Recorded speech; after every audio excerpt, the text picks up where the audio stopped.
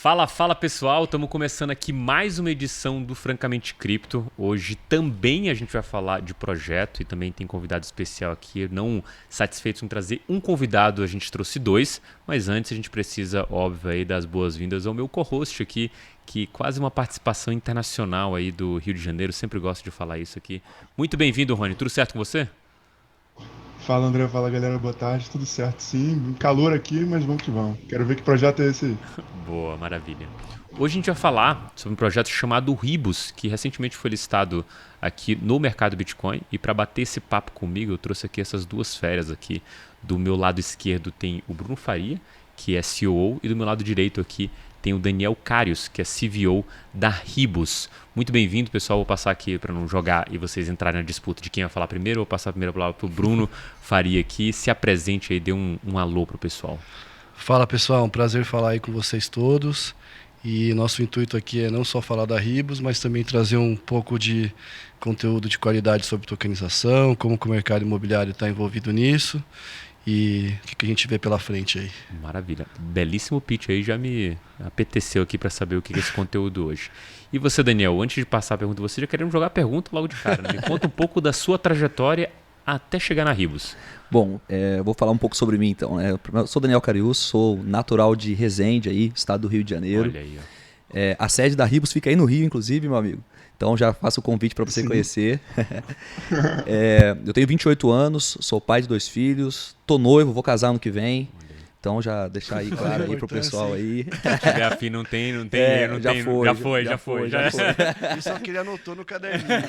Isso aqui minha mulher mandou falar. E aí, eu sou formado em Direito, conheci blockchain quando fui estudar sobre LGPD, fui fazer uma pós-graduação em LGPD, me deparei com blockchain. Fui trabalhar numa casa de análise aqui em São Paulo, depois fui para São José dos Campos, onde eu trabalhei assessorando o Family Office, que eles queriam começar a estudar um pouco como investir em cripto. Passado ali 2 anos nesse Family Office, eu fui abrir minha própria empresa de mentorias, cursos, que eu falava muito sobre análise fundamentalista, uma coisa bem orgânica. E aí meu pai tinha alguns contatos no Rio de Janeiro, meu pai é carioca, e ele me apresentou alguns empreendedores e incorporadores do Rio, que eles estavam com uma ideia de fazer uma tokenização imobiliária. Eu já tinha prestado consultoria para alguns outros projetos de tokenização, inclusive uma tokenização de varejo, de um token de varejo. E aí eu fui lá, conheci um pouco mais sobre o projeto da Ribus e entendi que ali, na verdade, eles têm uma plataforma de inteligência artificial de mapeamento de terrenos. Então, só para entender uma escala de grandeza, né? A maior imobiliária do Rio de Janeiro tem 75 terrenos. Essa plataforma tem 5.000, só no Rio de Janeiro. Então lá você vai encontrar os diversos tipos de terreno, estudo de viabilidade do terreno, o que dá para ser construído, o que dá para ser feito, o que o plano diretor permite. E ali dentro eu me deparei com o seu Sérgio Magalhães, que é meu sócio na Ribus, né? Sócio do Bruno também, que é um senhor de 72 anos e é a pessoa que mais conhece de blockchain. Caramba. Com a idade dele que eu já ouvi. É o jovem mais experiente que você vai conhecendo. Exato. E ele foi um dos fundadores da Barra da Tijuca, para quem conhece o Rio de Janeiro. Barra da Tijuca é um bairro muito tradicional no Rio. Ele foi lá, começou há 50 anos atrás, vendendo terrenos na Barra da Tijuca, e aí cresceu muito ali no Rio de Janeiro, tem uma história muito tradicional ali, junto com outros incorporadores da região. Nessa plataforma, eles tinham mais de 75.000 prestadores de serviços conectados. Engenheiros, arquitetos, topógrafos, oficiais de justiça, advogados. E a ideia deles é que eles pudessem levar essas oportunidades que existentes na plataforma para esses prestadores de serviço. E ao mesmo tempo, esses prestadores de serviço eles pudessem trocar ali os seus serviços com uma moeda comum. E aí foi então que partiu a idealização da Ribus, de ser um token que aproveitasse as oportunidades imobiliárias e também circulasse entre esses prestadores de serviço do setor imobiliário. E ali eu comecei inicialmente um trabalho de consultoria, desenvolvimento de projeto, até que a gente realmente entrou para uma sociedade e começamos ali a trabalhar na Ribus, né? Só que aí a gente começou com alguns impasses, principalmente os impasses jurídicos no Brasil, em questão de tokenização. A gente ainda tem muitos impasses jurídicos.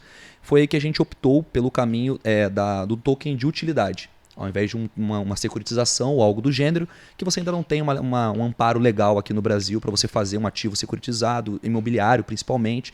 Você tem algumas barreiras legais ainda no Brasil, diversas já sendo rompidas, mas ainda existem algumas, né? E aí, eu costumo falar isso em vários lugares que eu vou, né? Você ainda não pode fracionar um imóvel no RGI. Logo, o princípio da tokenização se é fracionável, é tokenizável. Se é divisível, é tokenizável. Se não é divisível, não tem como você tokenizar. Não faz sentido ali você tokenizar, enfim, multiplicar esse alcance. Então, bem rapidamente, sucinto, né? Essa foi uma história de como eu apareci na Ribus. Hoje temos como sócios o Sérgio Magalhães, o Marcelo, que são pai e filho, são incorporadores, eles são do concreto mesmo. Tem aí de entrega mais de 3 bi de empreendimentos entregues. De VGV, né? Então, assim, foram incorporadores que já incorporaram muito em Vitória, Espírito Santo, mas muito no Rio de Janeiro. Para quem conhece o Rio ali, sabe que a Barra da Tijuca, quando você passa do túnel ali, tem uma placa escrito Sorria, você chegou na Barra, aquela placa foi o Sérgio Magalhães que colocou ali. Então, é uma coisa assim bem tradicional, é uma família bem tradicional ali do Rio de Janeiro. E no início, para eu explicar para eles o conceito de um token de utilidade, que aí não era a representação de um imóvel, que não representa... Não, mas como assim? Não tem um lastro do imóvel? Cadê o lastro disso? Deixa eu entender isso aqui.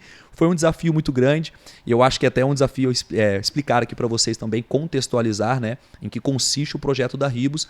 E esse é um pouco da minha história aí, né? Vim do direito, então estudei muito sobre o amparo legal, a legalidade sobre os contratos inteligentes, como é que você pode fazer uma analogia à nossa legislação brasileira.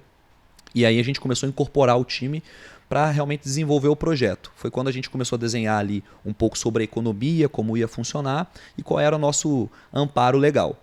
Foi quando a gente se deparou com o primeiro desafio, que é a CVM, né? Então, como é que a gente fez, né, inicialmente? Se eu estiver me estendendo aqui, você pode até Não, fica tranquilo. cortar aqui. Já combinei com você, quanto mais você fala, mais insumo eu tenho aqui para perguntar. Pode perfeito. seguir. E aí a gente falou ao CVM, batemos lá na porta inicialmente, o CVM. Seguinte, a gente imagina que hipoteticamente...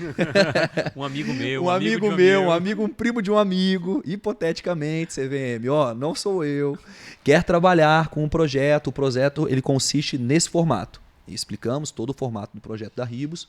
Aí a CVM respondeu, caso hipotético, se você trabalhar dessa forma, hipoteticamente, você pode trabalhar aqui no Brasil, você não se enquadra num valor mobiliário e sim num voucher de acesso. Esse é o entendimento da CVM perante você. Aí, então vamos iniciar. Passados 6 meses, CVM, lembra aquele caso hipotético? É esse caso aqui. Aí submetemos a CVM o nosso white paper, né? Foram aí aproximadamente 14 meses até a gente conseguiu... O teste de Howey, né? O teste de Howey, né? E aí foram entre indas e vindas, né? Encaminhamos o ofício, aí eles... E o white paper da Ribus, se vocês forem ver, é um white paper bem extenso. Ele tem 100 e poucas páginas. Porque a parte da teoria legal ela é muito extensa. A parte do tokenomics em si, ele não é tão extenso assim, ele é bem enxuto, mas a parte do amparo legal, a gente colocou muita doutrina, jurisprudência, alemã, inglesa, então a gente colocou diversos entendimentos sobre o que seria um token de utilidade, o que seria um voucher de acessos para embasar a nossa tese. Dito isso, a CVM respondeu alguns ofícios e por incrível que pareça, pessoal, a CVM ela realmente lê. Ela colocava assim, na página tal... no parágrafo tal, esclareça isso. No parágrafo tal da página tal, esclareça isso. E nessa indas e vindas foi quando, ano passado, ela emitiu um ofício para a Ribus falando, realmente vocês não são considerados um valor mobiliário, vocês passaram aqui no teste de Howey. Nenhum contrato de investimento coletivo. Nenhum contrato de investimento coletivo. Na verdade, você não tem o esforço de terceiro para valorização do seu ativo. Então, a gente respondeu ali do teste de Howey 2 não, né? Se você tiver uma negativa, você já não é considerado um valor mobiliário. Nós tivemos 2 negativas no teste de Howey. E no final, a CVM ela conclui que o Ribus Token, na verdade, é um token de utilidade semelhante a um voucher de acesso ao ecossistema Ribus. Foi aí que então nós realmente iniciamos publicamente a Ribus. Nós estávamos com uma venda privada até então, e aí começamos a venda pública mais ativa do token, né? Aí, desde então, começaram a se abrir muitas oportunidades, porque o grande problema de parcerias a serem desenvolvidas a primeira coisa é o risco jurídico. Sim, total. Então, um projeto que daqui para frente você faz uma parceria e daqui a um mês ele toma um stop order, isso é horrível para qualquer instituição que faz parceria com esse projeto. Então, após a gente ter esse parecer da CVM, que na verdade a gente comemorou como se fosse um carimbo da CVM, mas não é só uma dispensa. Você não precisa da gente. É literalmente isso. Inclusive o MB tem um do Vasco, né? A gente usou também, inclusive, né, pautamos muito o mecanismo de solidariedade, algumas coisas do Vasco, a gente também adaptou ali dentro do nosso ecossistema. E aí a gente submeteu a CVM, e aí quando a CVM mandou o ofício, a gente comemorou como se fosse o título ali. Realmente a gente podia avançar nas operações da empresa. E hoje o projeto da Ribus ele é um projeto de um ecossistema imobiliário feito em blockchain para acelerar algumas empresas. O Bruno vai explicar um pouco mais sobre as operações, mas hoje a ideia é esclarecer tudo aqui, porque existe uma diferença entre tokenização imobiliária e tokenização para o setor imobiliário. A Ribus é uma tokenização para o setor imobiliário, não é uma tokenização imobiliária, diretamente de um ativo imobiliário.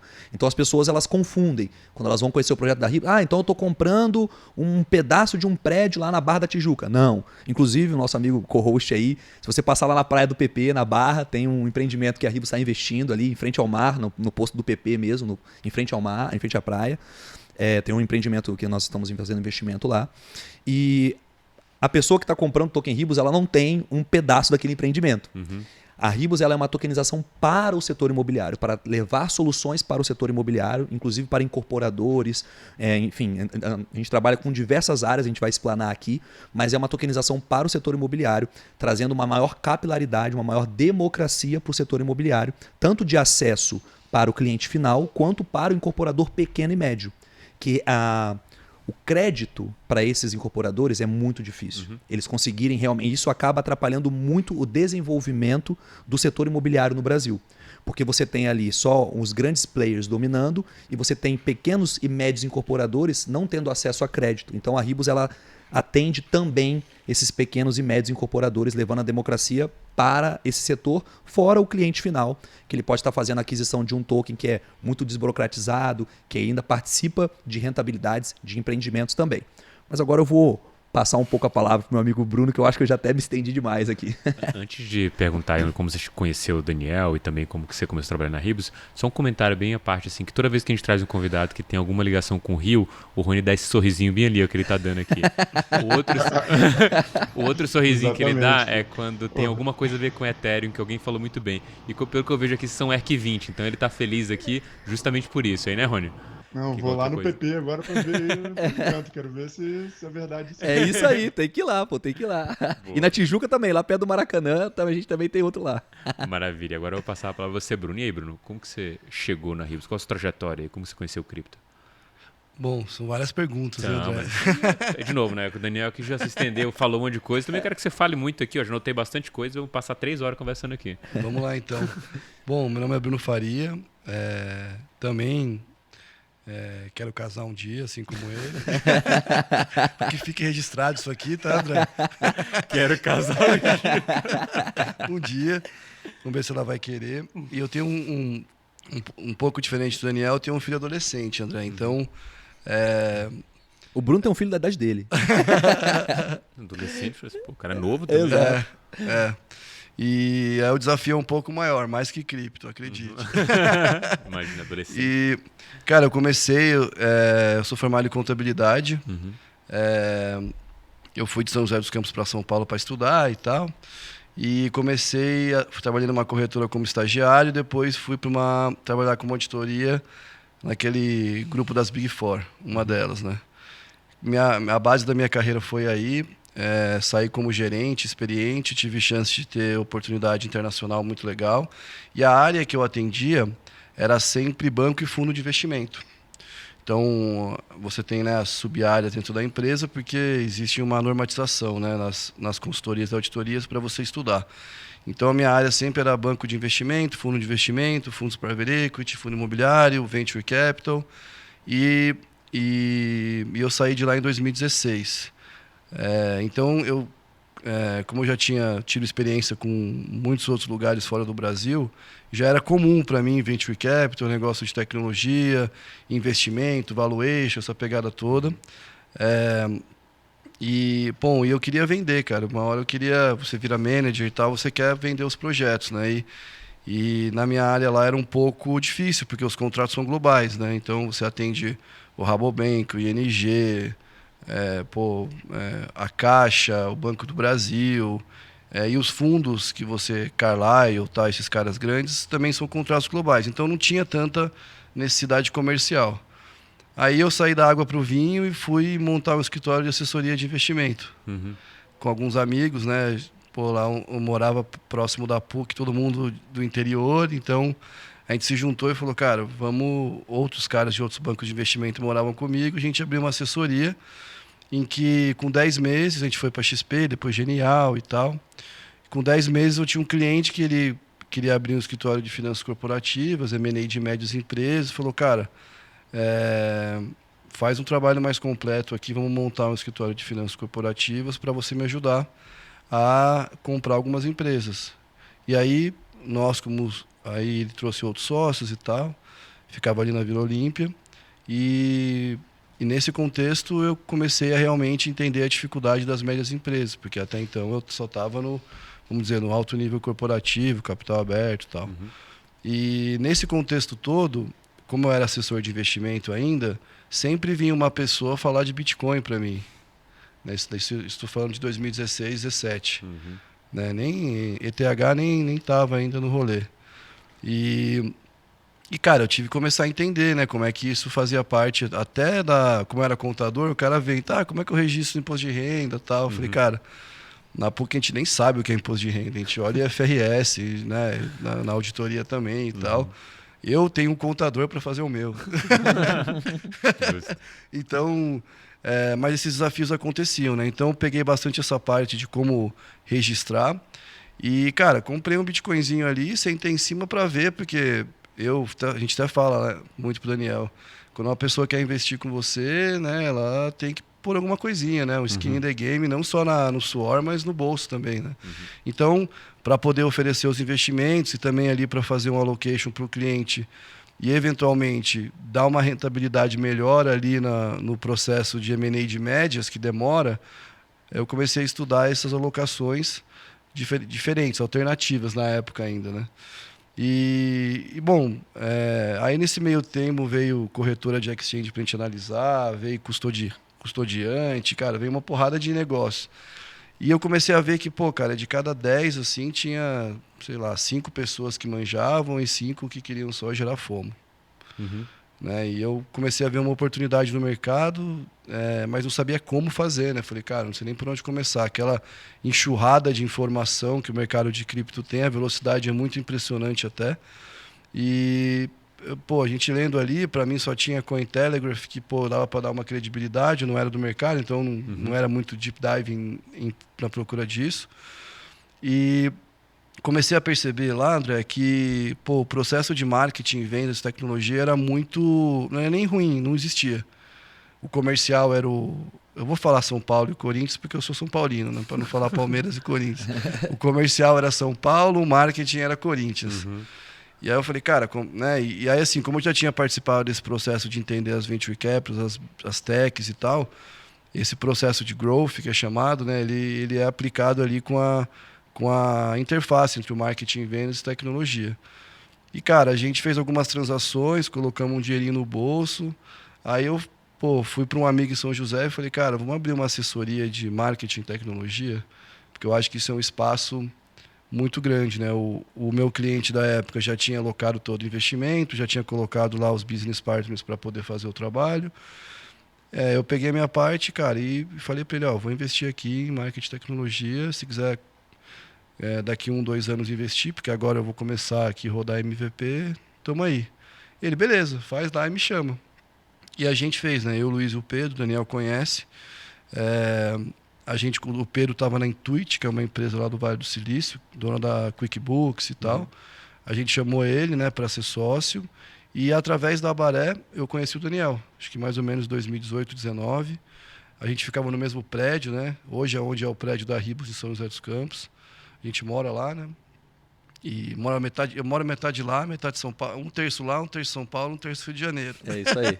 Eu moro metade lá, metade no Rio. Olha esse sorrisinho do Rony quando fala Rio de Janeiro. Ele sempre sorri, Então, né? Rio de Janeiro. Ele sempre sorri. E só para lembrar que, Rony, a Ribos é ERC 20, tá? A rede da Polygon. Qual era a rede que usava? Polygon mesmo. Polygon. E, cara, aí assim, eu inicialmente virei um cliente da Ribos, né, na pré-venda. E comecei a me aproximar do Daniel. E eu tinha essa parada do mercado financeiro de Bitcoin, né? Pô, que saco, tem que estudar isso aqui e tal. Meio que esse negócio que era a pegada do cara do mercado financeiro. E eu olhava o Bitcoin lá e subia, descia e tal. Aí, né, teve o bull market, saiu de 20 mil para não sei quanto e tal, essa parada.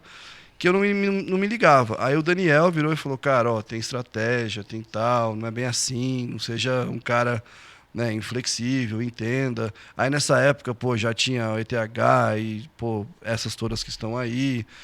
A Chainlink estava começando, ele falou, cara, olha isso aqui, existe economia real. Eu que era do marketing, ele me mostrou o BAT lá da Brave e tal. E lá em São José tem a Wibix, e a gente começou, né, a entender. E ele, pô, na verdade virou um mentor para mim nessa área. Porque ele teve paciência, porque eu vinha, André, cara, e como a gente está acostumado muito a ler no mercado financeiro, normal, release e tal, eu lia e vinha lá com o canhão, com o Daniel, e ele, cara, então é isso mesmo, é assim e tal, mas você não viu isso aqui. Aí ele começou a ganhar a minha confiança nesse sentido. E eu também, para não deixar barato, vendi a Abaré para Ribos. Pô, também não dá só para apanhar, né? E aí a gente começou a atender a Ribos, isso em 2021. Em 2022, eu assim, cara, eu estava muito fissurado com o projeto, como conhecendo mais como prestador de serviço. E eu falei assim, pô, Dani, estamos olhando aqui para investir, né, na Abaré, né, que é o nome da empresa, estamos querendo investir aqui em alguma empresa de tech, estou olhando a Ribos.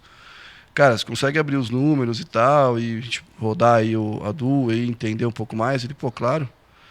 E aí eu conheci os sócios, o Sérgio, o Marcelo, todos os sócios, eles são 6 sócios hoje comigo.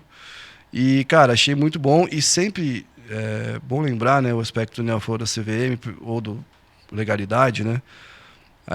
A Ribos sempre teve esse investimento em compliance, em jurídico e tal, que era uma coisa que eu nunca tinha visto, porque até então Bitcoin e Ethereum, né, redes descentralizadas, não tem uma empresa e tal, esse tipo. Eu falei, pô, esse é um bom lugar para a gente investir, eu tô afim de... A gente estava querendo ver lá na Abaré de abrir uma área nesse sentido. E, cara, e aí eu vi que, pô, vou ter que me dividir aqui, inicialmente, para poder fazer o investimento e atuar. Porque eles pediram, né, um stock option e tal, para eu atuar também, porque eu acredito que eu fui complementar a eles, né, nesse meu conhecimento de mercado financeiro. Nessa trajetória, eu investi em algumas startups, que foi investida também por Bossa Nova e tal, esse tipo. Então, eu tinha essa pegada também de como empreendedor. E eu acho que eles viram que eu podia complementar. E aí, como a Abaré já rodava, já tinha 2, 3 anos, a gente fez um movimento para que eu ficasse na full time e atuasse na Ribos como COO e a gente criasse o ecossistema que o Daniel falou. Então, o projeto evoluiu para um ecossistema muito em função, não de mim, mas de ter mais uma pessoa com skill a mais, que é a questão de você ter pessoas que remam para o mesmo lado, né? Então, eu vim como uma abordagem de investidor e acabei entendendo que poderia somar e que o projeto valeria a pena, né? Não só investimento em dinheiro, mas em esforço, em ideias e tal. E, cara, assim, na minha visão, a gente não precisa vender o projeto aqui, né? Mas o fato de você conseguir unir o mercado imobiliário com a tradição que o Daniel falou, com o pessoal de tecnologia e cripto, para mim isso já é inovador de cara, independente da atividade. E é isso, essa que é a tese de investimento que eu acredito. Então, André, foi essa pegada. Espero não ter me estendido muito também. É isso. Eu disse, eu gosto que vocês falam. É bom que a gente já cria aí uma intimidade entendendo um ao outro aqui de fato. Vou passar a pergunta a você, Daniel, porque assim, teve algumas coisas na sua fala que me chamaram a atenção, principalmente por essa questão do desafio legal, né? Que é como que você enquadra isso, como você faz. Você mostrou aqui um longo processo. Sim. Até de fato ter algum embasamento aí para dizer, não, a gente pode seguir porque a CVM falou pra gente que não tem nada a ver com a alçada dela. E nesse quesito, eu só queria entender do seu lado, assim, no contexto de trabalho mesmo do que você faz, do que a Ribos faz de fato, você tem as complexidades técnicas ali, como a gente citou do ERC20, que é na rede da Polygon, as partes técnicas, e a questão regulatória.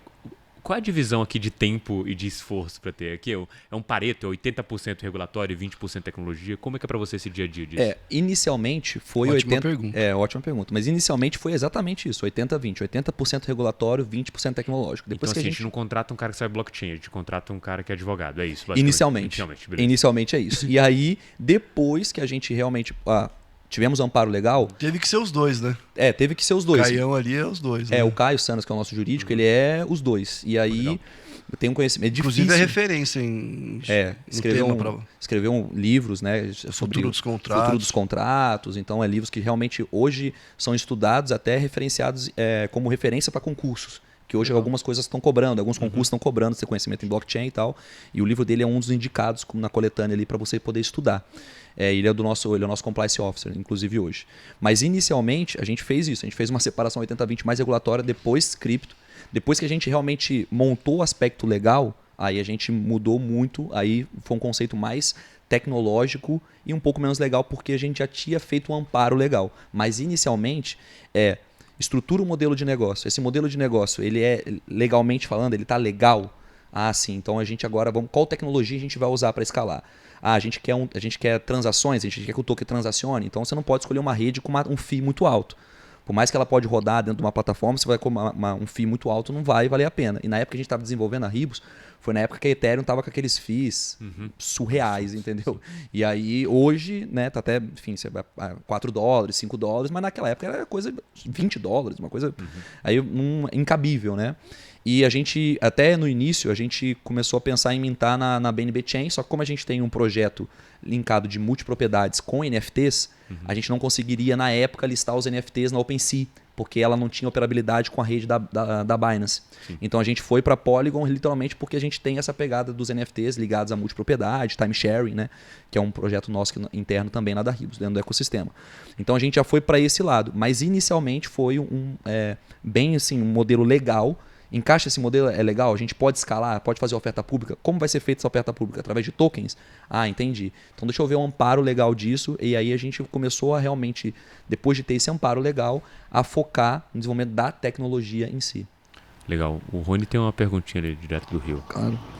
Eu queria entender melhor como é que funciona o token em si, né? Você mencionou que também tem NFTs envolvidas, né? Como é que funciona na prática? Você falou também que não é uma security, né? Então é um token de utilidade.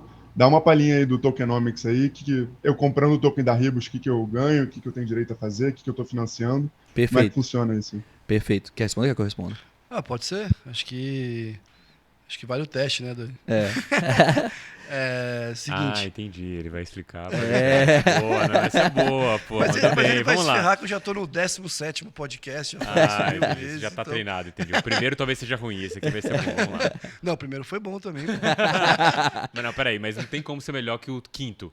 Beleza, tem jeito. Aprimorei e fiquei objetivo. O primeiro podcast que eu fiz, eu falei assim, esse é o pior podcast, você vai ver porque é o primeiro, não tem como. Exato. É isso aí, então, perfeito. Vai lá. Rony, o seguinte, qual que é a tese inicial de quando eu cheguei até na Ribus, né? E hoje continua, mas a gente evoluiu. Seguinte, você compra o token da Ribus para ter acesso ao ecossistema imobiliário que ela proporciona. Iniciou através do que o Daniel falou, da agrega lá e tal. Então, você compra o token da Ribus, como a gente falou, né, um token de utilidade, ele te dá acesso a alguma coisa, como um plano de milhas, um voucher e tal. Até porque token é ficha em inglês, né? Então, vai te dar acesso a alguma coisa. Esse acesso era, olha, você como tokenista vai participar do ecossistema imobiliário da Ribus, que na época a gente tinha um marketplace em que você tinha lá imóveis e prestadores de serviço que aceitavam, e aceitam até hoje, Ribus como parte do pagamento, certo? Então esse é o primeiro ponto. Então, alguma valorização que o projeto que acontecesse no token, você iria utilizar ela para pagar alguma coisa, tanto um prestador de serviço como um imóvel na nossa plataforma. Essa é uma tese. A segunda é que, a Ribus recebeu o dinheiro, investe em empreendimentos imobiliários, começando por terreno, Greenfield. Então a gente comprou aí 4 terrenos, o Daniel falou, né? 2 na Tijuca, um em Itaipava, e um outro na Praia do PP, na Barra ali. E com o lucro desses empreendimentos, parte desse lucro vai ser escopo de recompra na corretora, que a gente vai, né, na oferta pública que foi feita. essa recompra vai ser um escopo de queima. Então, o nosso supply de 300 milhões tem um objetivo de um dia, não tem uma data marcada ainda, obviamente, a virar 100 milhões. Né? E com esse efeito de queima. Então, esse mecanismo de deflação por oferta e demanda é que ele iria sustentar o projeto da Ribus, uma possível valorização. Certo? Aí, o que a gente percebeu, Rony? Que, é isso no ano passado, né? Fizemos ali o primeiro ITO, né? Acho que token, né? E a gente percebeu, talvez eu vou começar a competir aqui com um fundo imobiliário na questão do retorno. Porque eu vou demorar 2, 3 anos para poder retornar algo para o tokenista e eu não posso retornar algo para ele. Eu faço uma recompra e essas recompras são basicamente eu proporcionando liquidez na corretora. E, cara, pode ser que você, nesse mês que eu fiz a recompra, você está viajando e não pegou essa recompra e já era. Porque senão eu sou um valor imobiliário. A gente, cara, a gente fica um pouco, né, refém disso. Vamos criar um ecossistema, ao invés de ficar também só no marketplace, que o prestador de serviço aceita. Porque para o cara aceitar o prestador de serviço, ele tem que usar o token. Sim. Aí ele vai usar onde? Né? Então a gente começou a entender que esse mecanismo precisa ser aprimorado. Que eu acho que esse que é um lance de um projeto de cripto. Né? As pessoas esperam que ele evolua. Aí o que a gente fez? Aí a gente criou um ecossistema. Continuamos vendendo o token e começamos a diversificar investindo em empresas de tecnologia, que é o que a gente pode falar um pouco mais detalhadamente aqui na frente. Mas de maneira rápida, a gente criou, né? Não é investiu, criou uma empresa chamada Recibos, que é uma fintech para antecipação de recebível, principalmente no mercado imobiliário, porque a gente começou a ver que os nossos corretores parceiros tinham esse problema, ninguém queria administrar imóvel, todo mundo quer vender, justamente porque, na visão deles, né, que o nosso feedback, tinha muitos problemas, administrar um imóvel, pouco retorno e tal, é muito rarefeito como ele ganha, né, 10% ao ano, que é o máximo no Rio de Janeiro, tem lugar que é 6, 7, então a gente tem uma solução aí, antecipar o recebível de aluguel. Então a gente começou primeiro pensando nisso, né, ideia lá nossa, e começamos a executar. Uma outra coisa foi que a gente viu que os arquitetos, tinha muitos arquitetos até hoje na nossa plataforma, que aceitam Ribus. A gente, cara, os arquitetos são engajados, né, e tal, e eles usam tecnologia para fazer os projetos deles lá, né, os softwares para poder criar os projetos. E eles não eram assistidos. Começamos a pesquisar e falou, arquiteto não é assistido tecnologicamente, né, e não é um cara igual corretor de imóvel. Aí a gente sabe que tem uma questão lá de comissão, de RT, né, que é uma questão muito sensível lá, que até com o Conselho de Arquitetura e Urbanismo e tal, sempre está falando de ética, de conflito de interesse. A gente, vamos resolver esse problema. Vamos criar um marketplace no qual nós vamos bonificar o arquiteto que traga esse cliente para comprar os fornecedores que a gente coloca ali. E aí, esse relacionamento comercial gera token back para todo mundo. E eu ganho valuation porque eu cadastro mais pessoas. Perfeito. Eu giro mais meu token. No caso da Recibos, voltando rapidinho, a usabilidade nós temos um target de 18% a 22% na taxa Selic, inflação de hoje, 2023, de pagar ao ano para o investidor, que investir nos recebíveis que a gente colocar lá dentro. Então, eu vou pegar o aluguel do André, sei lá, R$10 mil por mês, certo, André? 120 mil no ano, vou pegar e vou antecipar, vou aplicar um desconto. O Daniel quer investir nesse token, certo? Que eu vou criar um token que vai representar o contrato de cessão dessa operação. Só que para o Daniel investir nesse token do aluguel do André e ganhar aí 18% a 22%, que é o nosso target, como eu falei, ele precisa pagar 2% em RIB tokens. Perfeito. Para ele ter o acesso, que é acesso. Então, no final do dia, eu gero mais uma receita, porque se o Daniel não tem token, ele vai ter que comprar token para poder ter acesso. Ou se ele tem token, ele vai ver quanto ele pagou, quanto o token está hoje, e ainda vai aplicar essa valorização na compra desse acesso. Ou ele vai esperar esse acesso vir. Ou ele vai ver se mesmo com a perda, ele vai ter um ganho financeiro e ele vai usar o token. Então, independente de como for, se ele comprou a 50 centavos e está 40, para ele usar os 2%, ele vai ter um ganho de 20% ao ano em média. Então, vale a pena ele usar o token e não ficar sentado também, porque assim como o real, a gente tem que circular o token no ecossistema. Então, acho que essas são as duas principais empresas hoje. E eu acho que é interessante também, até para não ficar, para passar para o Daniel agora para eu ver como é que ele vai falar. Qual nota que ele vai dar, né? E a gente tem algumas ações comerciais que foram, cara, muito sucesso, de permutas e de evoluções no benefício para o tokenista, que ainda não viraram empresa. Então a gente falou, pô, cara, eu já estou aqui sentado em empreendimento imobiliário, vamos agora trazer alguma coisa mais de curto prazo. Né? Segurar um pouco o marketing e trabalhar um pouco mais no produto e na usabilidade. Então, além dessas duas empresas, tem algumas ações comerciais que eu acho interessante, não por ser comercial, mas porque caracterizam uma usabilidade um pouco mais fácil para o nosso tokenista. E para fechar aqui o discurso, antes de passar para o Daniel, para você emendar aí, André. Sim, Rony, respondi sua pergunta de maneira não objetiva. Respondeu sim. É isso aí. Maravilha. Mas quero ver outra resposta também. Bora. Rony, inicialmente, como o Bruno bem colocou, em que consistiu, né? A gente, observando um pouco o cenário cripto como um todo, a gente percebe que, principalmente as moedas, o que alimenta a economia da maioria dos tokens em si, enfim, cripto em si, né? É o gas, né?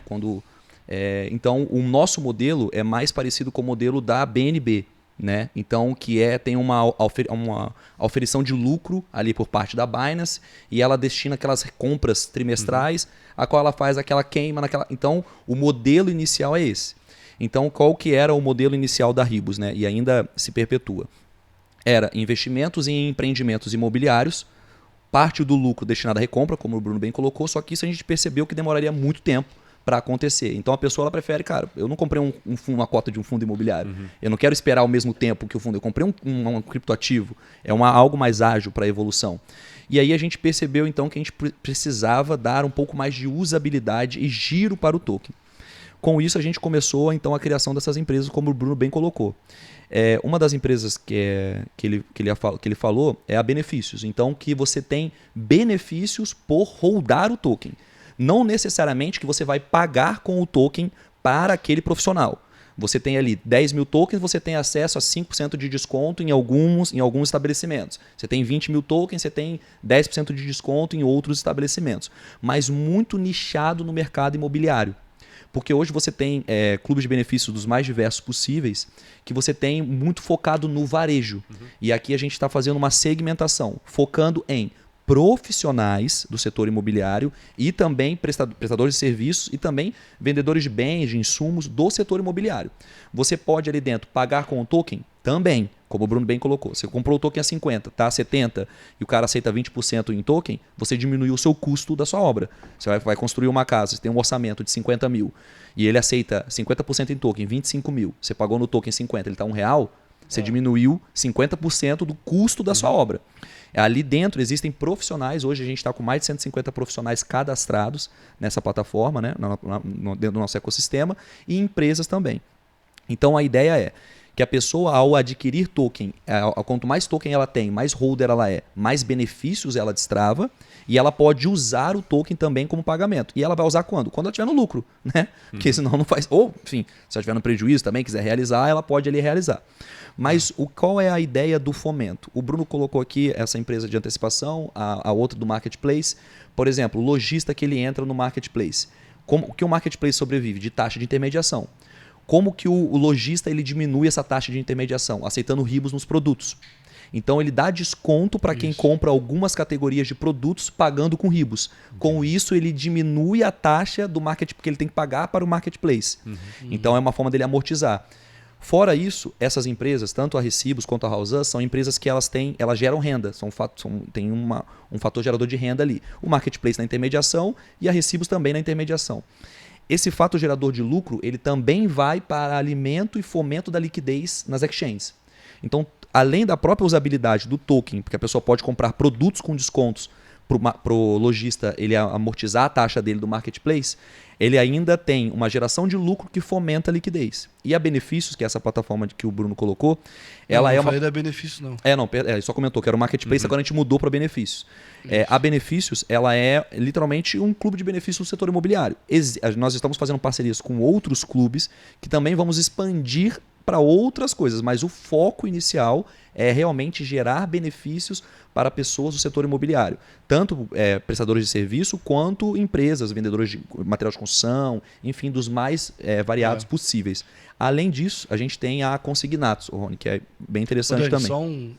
Claro. Posso falar um ponto da benefício? Claro. Que eu acho que vai em encontro com a usabilidade que ele perguntou, que você me lembrou aqui falando. A benefícios é aquela história de, para o construtor civil pagar o engenheiro em ribos, o que o engenheiro vai fazer com a ribos a não ser liquidar? Perfeito. Certo? Isso, exato. Não tem benefício Então, para ele ficar com o negócio. Ele tem benefício. E aí contribui com o meu TVL, contribui, né, com todo o ecossistema ali que eu preciso gerenciar de liquidez, certo? Então, a ideia da benefícios, complementando o que o Daniel falou, é realmente eu continuar dando usabilidade para o cara. Então, e assim, não ficar dependendo dos prestadores de serviços e comércio aceitarem ribos no primeiro momento. E sim conhecerem, dando desconto para uma plataforma de, teoricamente, tecnologia blockchain. Certo? E aí, no segundo passo, eu vou falar, cara, gostou? Quer aceitar ribos? Porque e isso fazendo o trabalho junto com liquidez. Então, para eu poder girar essa usabilidade no mercado e fazer com que isso ocorra até numa valorização e num aumento de liquidez, faltava a gente olhar o cara da ponta. Aí o cara, sei lá, o cara ganhou R$10.000 para fazer ali num mês o trabalho dele de engenharia numa obra. Se ele aceitou 10%, esses R$1.000, ele pode ir lá e comprar 500 conto, ele pode pegar, investir na Recibos, ter 20% sobre isso, conhecer o projeto, os outros 500 ele vai ter rodado e vai poder ter benefício. Então essa que é a ideia, só um complemento do que você falou. E os empreendimentos, até colocar aqui André e Rony, é interessante falar. Os empreendimentos, nós comercializamos eles parte em ribos. Então, por exemplo, nós estamos fazendo o lançamento do Viverde, que são 40 casas em Itaipava, né, região serrana do Rio aí. Dessas 40 casas, 12 casas aceitam até 30% em ribos, na aquisição do imóvel em ribos. Então, o empreendimento em si, fora o lucro que a gente usa para fomentar a liquidez, a gente reverte parte das unidades que são construídas para as pessoas poderem adquirir com ribos. E ali, não só a pessoa que tem bastante, né? Daniel, mas aí você só vai pegar as pessoas que têm 200 mil ribos, 300 mil ribos. Que não são muitos também. Que não são, mas a ideia também é possibilitar, através de NFTs, Rony, que eu coloquei aqui, que as pessoas elas comprem cotas que são donas daqueles imóveis. Então eu tenho uma SPE, que é uma sociedade de propósito específico, que ali as pessoas compram as cotas com ribos. Então você não precisa comprar 200 mil ribos para você comprar uma sala comercial. Você compra uma cota com 10 mil ribos. E como é que eu gero essa ribos, Daniel? Se eu usar o marketplace da Ribos, se eu usar o marketplace da Houseus, e eu nem sou tokenista Ribos, tá? Eu usei o marketplace da Houseus porque o meu arquiteto me levou. Quando eu faço uma compra, o meu checkout, eu ganho um token back em Ribos.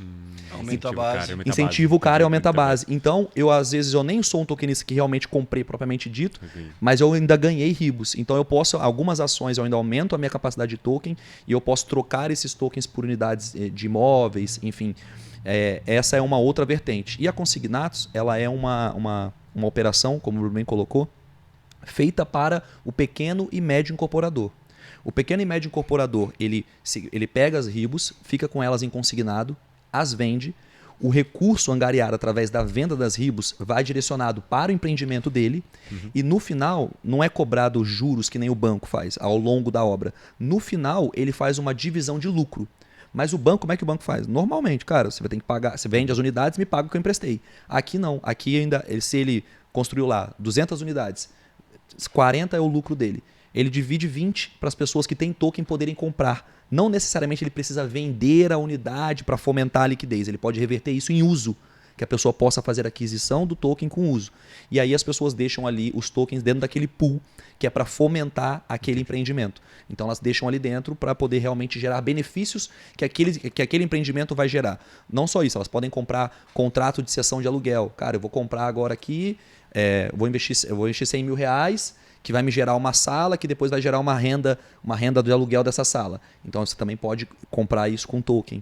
Então a ideia, Rony, é que todo esse ecossistema ele tenha o RIB Token como um token de utilidade, né? Literalmente ali dentro, e também todas elas têm uma oferição de lucro, né? Todas elas produzem resultado, e o resultado ele é destinado ao fomento de liquidez nas corretoras. Cara, bem legal, assim. E acho que o interessante É que é bastante coisa, né? Não, mas que é como se fosse um grupo, né?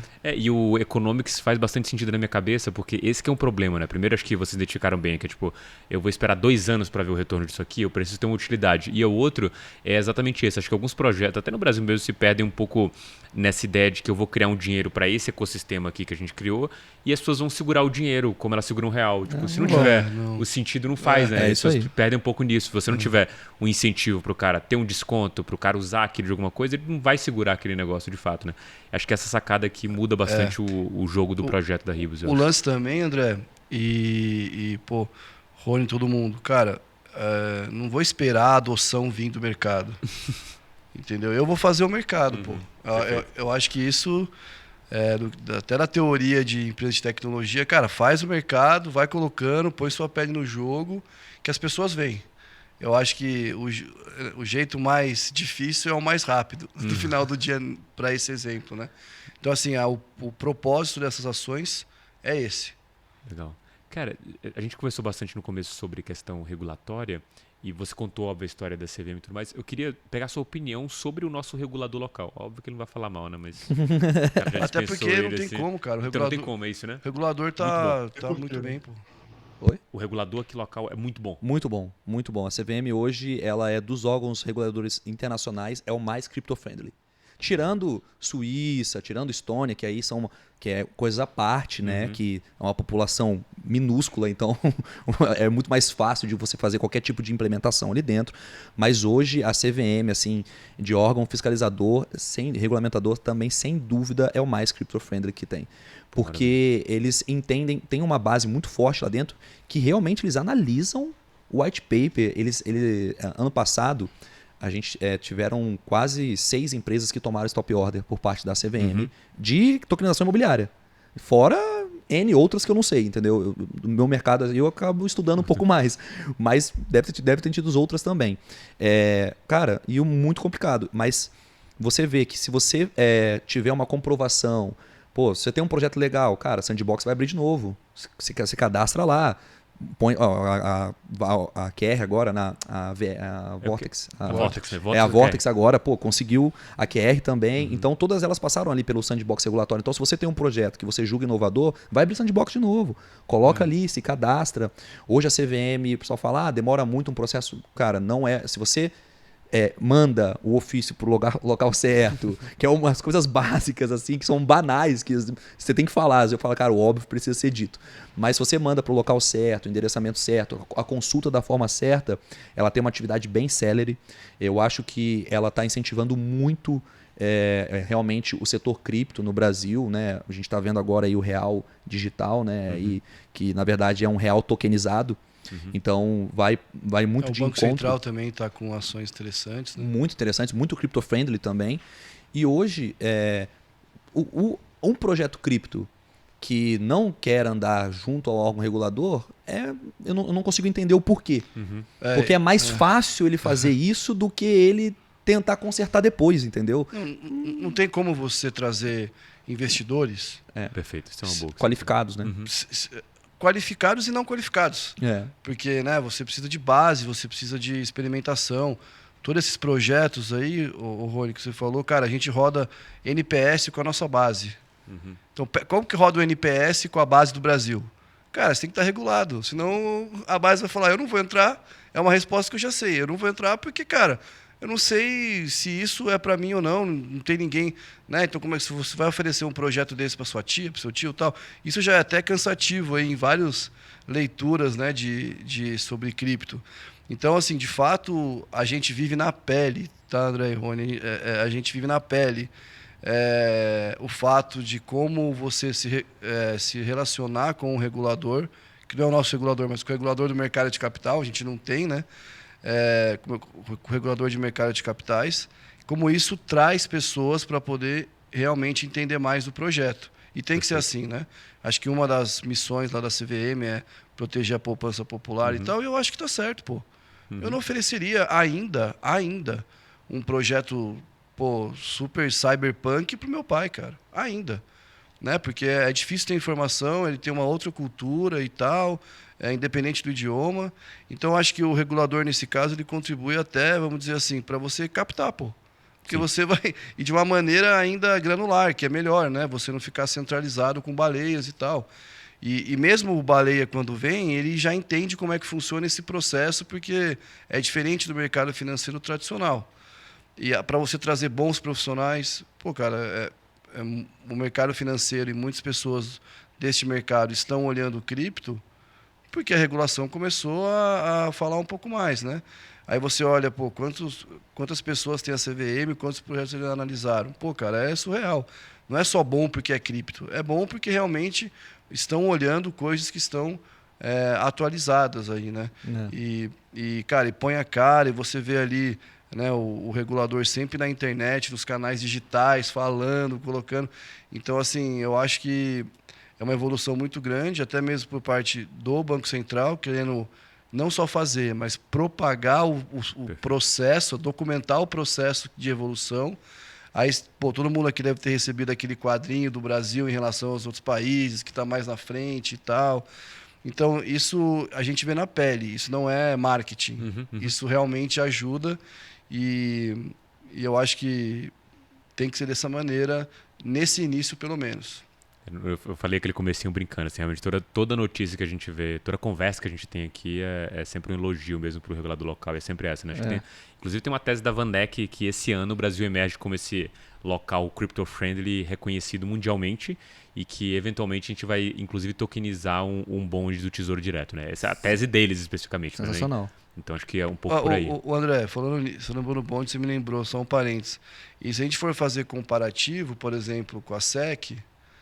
Aí você vê que fica mais ainda, né? Fica uma coisa ainda mais um pouco diferente, né? Como eles tratam lá, começando do teste de Howey até as notícias que você vê por aí em canais que são bons. Até a essência, né? A SEC agora considerando que o staking pode ser considerado um dividendo. Pô, cara, tipo assim, uma coisa que não faz sentido algum, mas não, estão considerando o stake como dividendo. Então, assim, até a essência mesmo sobre algumas coisas, você vê que eles estão ainda patinando, né? E é uma postura preguiçosa, né? Exato. Nossa leitura é muito essa, é muito preguiçosa. Só Bitcoin, o que você acha de cripto? Bitcoin não é ativo imobiliário, todo o resto é. Meu Deus. Esse foi o posicionamento. Tem 6 mil criptoativos, você vai generalizar isso. Parece perguntando uma criança mesmo assim. Exato. E eu vou te dar um exemplo. Aí, assim, que eu perguntei para um amigo que mora lá, ele falou, cara, não está muito bem-vindo esse lance de criptoativos aqui, não. Né? E aí eu falei assim, cara, só que, por exemplo, se tivesse tecnologia blockchain lá na bolha do subprime, a gente ia saber, né? A gente ia saber realmente, né? Lehman Brothers, Fannie Mae, Fed Mae, quem que é o dono lá do final. Se tivesse blockchain, eu ia saber. E aí você manda, né? Aí ele falou, cara, isso aí o Financial Times mandou muito isso na capa lá, meio que para a SEC se posicionar. E aí eles acabam, né, não falando diretamente disso, mas eles... acho que o positivo aqui é que o mercado financeiro e o mercado de capitais, ele olhou muito a separação de blockchain para criptoativos e criptomoedas. Sim. Então você vê hoje a gente falando de criptoativos e tecnologia blockchain. Eu acho que esse caminho, se alguém conseguir evoluir com a SEC, talvez melhore o entendimento dele sobre o tema, né? Boa. Não, esse assunto aqui, se a gente entrar, ele vai ser pouco tempo aqui. E já estamos caminhando aqui para o final. A gente tem um quadro aqui, o Daniel, chama Mineração da Semana, em que a gente pede pro convidado sugerir algum texto, algum site, alguma coisa aqui que possa contribuir para o conhecimento do ouvinte aqui, tanto relacionado com o assunto que a gente está falando hoje, quanto não. Então, passo a palavra para você. E qual é a sugestão aí de mineração da semana para o nosso ouvinte? Pessoal, vou sugerir aqui agora, pegar aqui o gatilho do Brunão, que nos bastidores aqui ele deu uma ótima sugestão, que é a FIBRE, que é a Fundação Internacional de Blockchain de Real Estate. Então, Ali eles fazem análise de diversos projetos de tokenização imobiliária no mundo e ali eles fazem algumas categorias. Então você vai ver que o último relatório da Fibree são mais de 100 projetos de tokenização imobiliária. Os que vão desde tokenização de utilidade, como a Ribus, ou até tokenização realmente de imóveis, de terrenos, de direito de uso, direito de aluguel, antecipação. Então, os mais diversos tipos de tokenização e iniciativas, elas estão ali no site da Fibree e você consegue encontrar um manual também, como você se pautar, o que você deve analisar quando você vai fazer uma tokenização imobiliária, o que pode ou não ser tokenizado. Então, eu recomendo muito, é Fibree, com 2 Es no final, tá? .org. Então é uma leitura que eu recomendo. Eles têm um relatório que eles fazem, se eu não me engano, esse relatório ele é ou trimestral ou semestral, que é um relatório muito completo. Mas eles têm também alguns releases mensais, que compensa muito você ali acessar. Mas acessar o site deles, você já vai ter um conhecimento ali muito bom. Eles são experts mundiais, né? Uma equipe. O Rubens Neisten, que é um dos nossos conselheiros, ele também faz parte da Fibree aqui no Brasil, é um representante da Fibree no Brasil. Acho que é o único, né? Recomendo também algum material dele no YouTube, é muito importante. E é isso, né? Acho que Boa, maravilha. Como dica é isso. Maravilha o seu pitch sobre a Fibree aí. Obrigado você, Daniel. Obrigado, Bruno aí. Obrigado, Rony, direto do Rio de Janeiro aí, que sempre ri quando fala Rio de Janeiro aqui. Obrigado você também que acompanhou a gente aqui até o final no Francamente Cripto. Um forte abraço e a gente se vê na semana que vem. Valeu, pessoal. Valeu. Valeu.